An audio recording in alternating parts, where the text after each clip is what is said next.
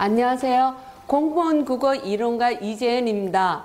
지금 저에게 잠깐의 시간을 주신다면 여러분의 인생을 바꿀 수 있는 시간을 만들어 드리겠습니다. 단 몇 분 만에 남들보다 앞서 나갈 수 있는 기준을 마련해 드리겠습니다. 시험 직전 제가 출제한 국가직 대비 기출 변형 모의고사 단 40문제에서 7문제를 적중했습니다. 어떤 문제들이 적중했는지 지금부터 살펴보겠습니다.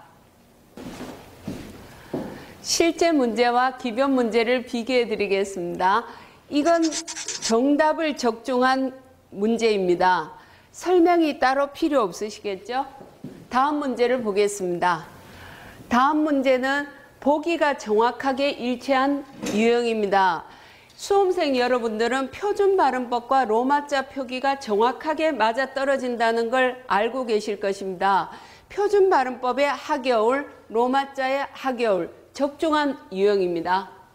이번 문제도 보기가 정확하게 일치한 유형입니다. 국장님, 사장님, 과장님, 영업과장님 나갔습니다. 오셨습니다. 첫 보기에도 비슷하시죠? 이제 비문학 적중을 확인해 볼까요? 비문학에서 적중은 무엇일까요? 비문학의 관건은 두 가지입니다. 바로 속도하고 정확성입니다. 제시된 글이 아는 소재거나 익숙한 전개 방식이면 속도는 당연히 빨라집니다. 그리고 정확도는 오답 유형, 즉 함정을 잘 피하면 됩니다. 즉 비문학에서 적중이란 소재, 전개 방식, 함정 유형을 맞히는 것입니다. 제가 어떤 문제에서 적중을 해냈는지 확인해 보시기 바랍니다. 똑같은 순서 배열 문제라고 적중이라고 하는 것은 당연히 아닙니다. 본문의 표현 방식을 봐주세요. 비문학 수업에서 강조하는 전개 방식이 바로 당위와 사실의 관계입니다. 여기서는 실제라고 표현했는데 사실과 동일한 의미입니다. 제 모의고사에서는 추구해야 할 것, 존재하는 것이라고 표현한 것이 바로 직접 보이시죠? 9번은 서술 방식에 대한 글입니다. 예시나 나열의 방식이라고 할 수 있겠는데요. 이와 같이 2014년 기변 4번 문제 보기 유형도 서술 방식에 대한 문제고 예시가 답이었습니다. 지문의 서술 구조가 비슷한 게 눈에 들어오시죠?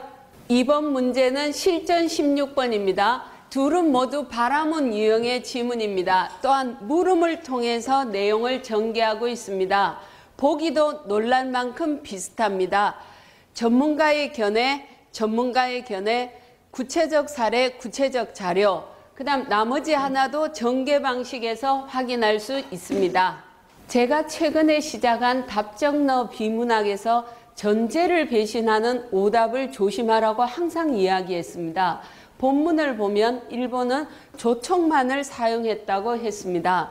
그런데 보기를 보면 화포의 성령이 떨어지냐의 여부를 묻고 있습니다.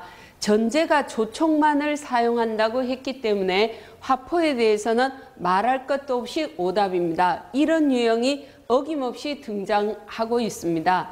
이 문제는 실전 문제입니다. 대부분의 사람들은 이렇게 해석을 할 것입니다. 목재가구법, 구조물을 만드는 법, 이 부분에서 인공조형물이 나왔다고. 하지만 이렇게 생각하면 더 정확하고 빠르게 풀 수 있지 않을까요? 건축이라는 것 자체가 동양의 건축이든 서양의 건축이든 이미 인공적 산물이므로 인공조형물에 대해서 폐쇄적이 될 수 있을까요? 제가 처음 소개를 공무원 이론 전문가라고 했지요. 불과 40문제에서 이런 적중이 가능했던 것은 제가 강사이기 이전에 이론가이기 때문입니다. 한 정치학 교수님께서 이런 말씀을 하셨습니다. 정치학은 이론이다. 이론은 미래를 예측할 수 있어야 된다. 저는 이론을 가르친다고 자부합니다. 항상 경향을 예측해 왔습니다. 제가 감히 이론가를 자처하는 이유는 단 한 가지 제 노력입니다. 저는 항상 여러분보다 열심히 공부합니다.